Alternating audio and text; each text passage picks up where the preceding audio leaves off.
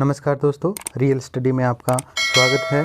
और राजस्थान सरकार ने आज एक बहुत ही बड़ा निर्णय लेते हुए एक जो राजस्थान के अंदर होने वाला CET यानी कैट का आयोजन यानी कैट की फुल फॉर्म है कॉमन एलिजिबिलिटी टेस्ट यानी सामान्य पात्रता परीक्षा यानी समान पात्रता परीक्षा तो इस वीडियो में आपको बताऊंगा भाई इसके 2 स्लैब बनाए गए हैं, कितनी इसमें उम्र होनी चाहिए, कितनी वैकेंसीज़ है। टोटल बता देता हूँ। पहले में इसमें 20 वैकेंसीज़ है, 2 पार्ट बनाए गए हैं। पहले पार्ट में इसमें 12 वैकेंसीज़ और दूसरे टेस्ट में इसमें बनाई गई है 8। अब कैसे होगा, इसमें उम्र कितनी चाहिए, कौन कौन इसमें शामिल हो सकता है, तो पूरी जानकारी इस वीडियो में लास्ट तक ज़रूर देखिएगा। अगर चैनल पर आप नए हैं तो सब्सक्राइब ज़रूर कीजिएगा, क्योंकि कोई भी नोटिफिकेशन राजस्थान सरकार या केंद्र सरकार द्वारा आता है तो हम आपको प्रोवाइड करवाते हैं। तो नेक्स्ट आपने दिया हुआ है, इसके डिटेल से चर्चा करते हैं।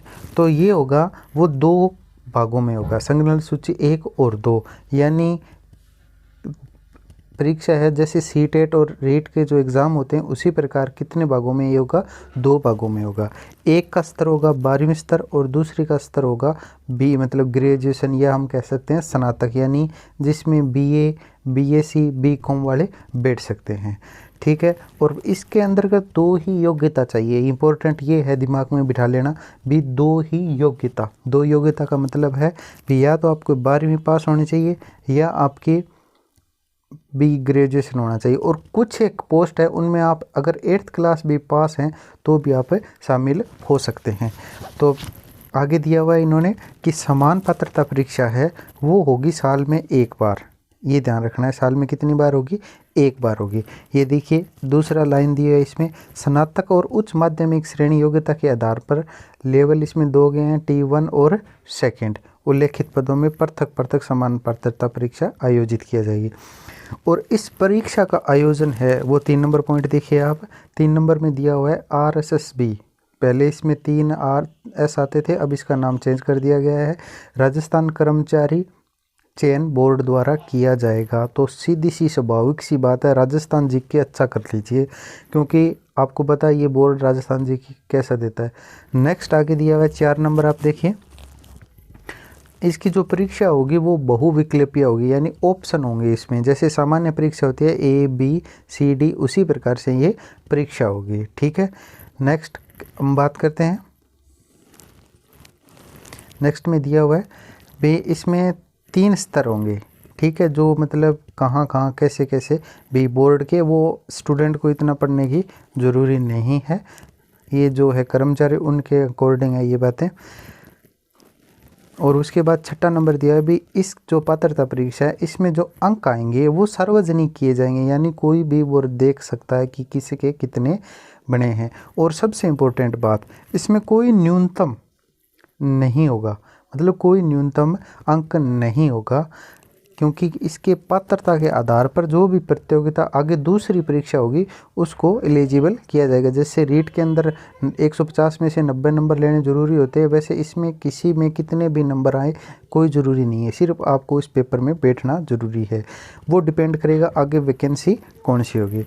नेक्स्ट बात करते हैं इसकी, ये भी एक बार पात्रता अर्जित करने के बाद इसकी वैलिडिटी है वो 3 वर्ष तक रहेगी। सबसे इम्पोर्टेंट बात है, कितने वर्ष तक रहेगी, 3 वर्ष तक। और ये भी ज़रूरी है भी, परीक्षा में ये ज़रूरी नहीं है आपने एक बार पहली साल बैठ के तो दूसरी साल नहीं बैठ सकते, यानी इसमें अच्छे से दिया हुआ है कि अवसरों की कोई सीमा नहीं है, अवसरों की कोई सीमा नहीं है। और इस पात्रता परीक्षा में बैठने के लिए भी ये ध्यान रखना है कोई आयु संबंधी नहीं है, यानी इसमें आयु का कोई संबंध नहीं है।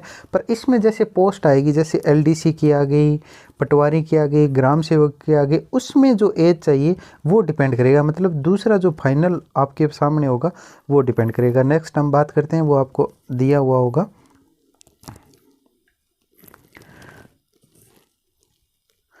कुछ बातें ध्यान रखिए, ये दे रखा है कि समान पात्रता परीक्षा में जो आरक्षण है, यानी जो SC ST OBC EWS सभी को शामिल है, और उन्हीं को जो जितना परसेंटेज मिला हुआ है वो ही इन्हीं परीक्षाओं में दिया जाएगा। उसके बाद अगला पॉइंट है अपना समान पात्रता परीक्षा केवल एक पात्रता परीक्षा होगी, यानी ये परीक्षा सिर्फ एक पात्रता परीक्षा होगी। ये नहीं है भी इसमें 100 में से आप 100 ले आए तो आप सीधे जॉब लग गए, नहीं।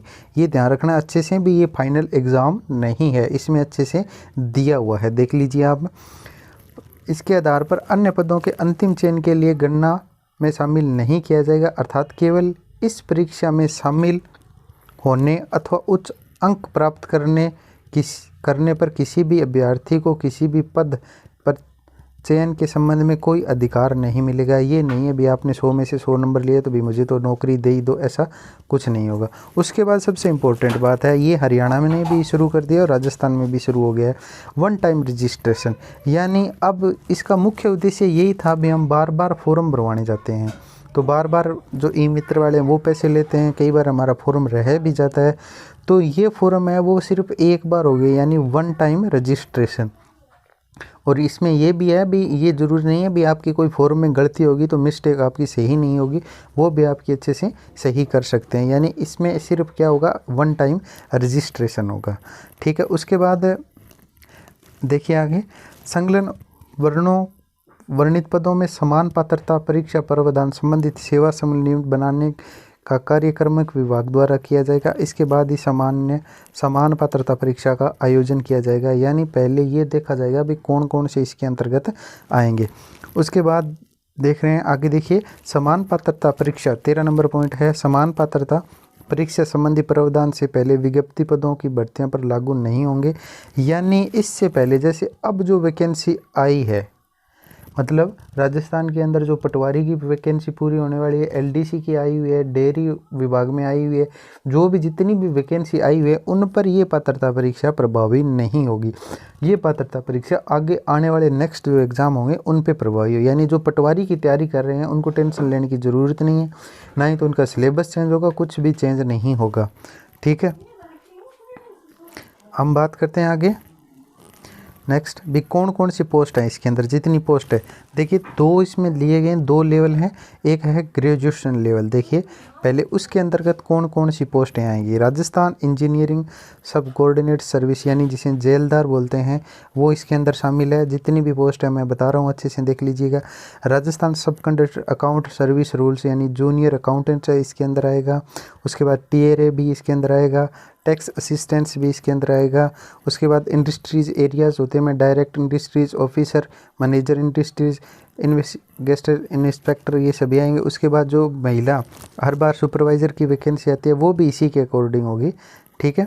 और जो सामान्य सुपरवाइज आते हैं, ठीक है, राजस्थान इंटीग्रेटेड चाइल्ड डेवलपमेंट यानी स्टेट सर्विस द्वारा 1998 में ये रूल गए, उसमें जो सुपरवाइज़र है वो भी इसके अकॉर्डिंग आएंगे। और उसके बाद जो ग्रामीण पंचायती राज विभाग है उनमें जो वैकेंसी आती है, कोऑर्डिनेटर ट्रेनिंग और कोऑर्डिनेटर सुपरवाइज़र हैं, वो भी इसके अंदर आएंगे। उसके बाद जो राजस्थान की पुलिस विभाग जिसमें जेल्स सब कोऑर्डिनेटर्स होते हैं, यानी डिप्टी जेलर और असिस्टेंट जेलर होते हैं, वो भी इसी के अकॉर्डिंग आएंगे। यानी जो ग्रेजुएशन की बात हो रही है, Rajasthan land revenue land record, यानी जो पटवारी की वैकेंसी है, नेक्स्ट पटवारी की वैकेंसी, इसमें अभी कुछ नहीं होगा, ध्यान रखना है अच्छे से। अब की बार वाली पटवारी इसमें शामिल नहीं है, नेक्स्ट आने वाले की बात है तो वो भी इसमें शामिल हुई। राजस्थान पंचायती राज रूरल द्वारा विलेज डेवलपमेंट ऑफिसर यानी वीडीओ, और सामान्य भाषा में हम बोलते हैं इसको ग्राम सेवक, वो भी इसके अंदर आएगा। और जो हॉस्टल वार्डन है, सुप्रीनेट होते हैं हॉस्टल के, वो भी इसके अकॉर्डिंग आएंगे। अब नेक्स्ट बात करते हैं दूसरे पार्ट में हमें क्या दिया गया। दूसरे पार्ट का है जो जिन्होंने +2 कर रखी है, यानी जिन्होंने 12वीं क्लास पास कर रखी है, उनके लिए कौन कौन से, इनमें ध्यान रखना है भी, डिप्लोमा भी आपको चाहिए, ध्यान रखना है। तो इसके अंदर लेबोरेटरी इंचार्जर जो लेबोरेटरी का होता है, और फॉरेस्टर वन विभाग वन विभाग के अंदर जो वनपाल और वन रक्षक आते हैं, इसमें वन रक्षक आएगा। हॉस्टल सुप्रीनेट, क्लर्क जो सेकंड ग्रेड होता है वो जूनियर अकाउंटेंट आ जाएगा, क्लर्क सेकंड ग्रेड जो पीछे 8000 वैकेंसी आई थी वो, और एलडीसी जो मतलब किसी भी विभाग में आ सकती है, पुलिस विभाग में भी हो चाहे किसी में, और जमींदार ग्रेड। यानी इतनी जो सारी डिटेल है वो हमारी इसके अंदर आएगी। लगभग कितनी पोस्टें हैं, 20 पोस्टें हैं, और 2 शेड्यूल बने। फर्स्ट शेड्यूल जो अपना दिया हुआ है, कितना किस में दिया हुआ है, जिसमें ग्रेजुएशन लेवल है, और सेकंड शेड्यूल के अंदर कौन सा लेवल है, जिसमें +2 के रखी है। तो वीडियो आपको कैसी लगी है प्लीज़ ज़्यादा से ज़्यादा शेयर, लाइक एंड सब्सक्राइब ज़रूर करें। और किसी भी प्रकार के नोटिफिकेशन के लिए जो भी आए तो चैनल को ज़्यादा से ज़्यादा शेयर करें। और आपको हम लिंक दे रहे हैं इसके डिस्क्रिप्शन में, वहाँ पर आपको सभी प्रकार के किसी भी नोट्स लेने हो तो आप ले सकते हैं। मिलते हैं नेक्स्ट वीडियो में। Thank you for watching.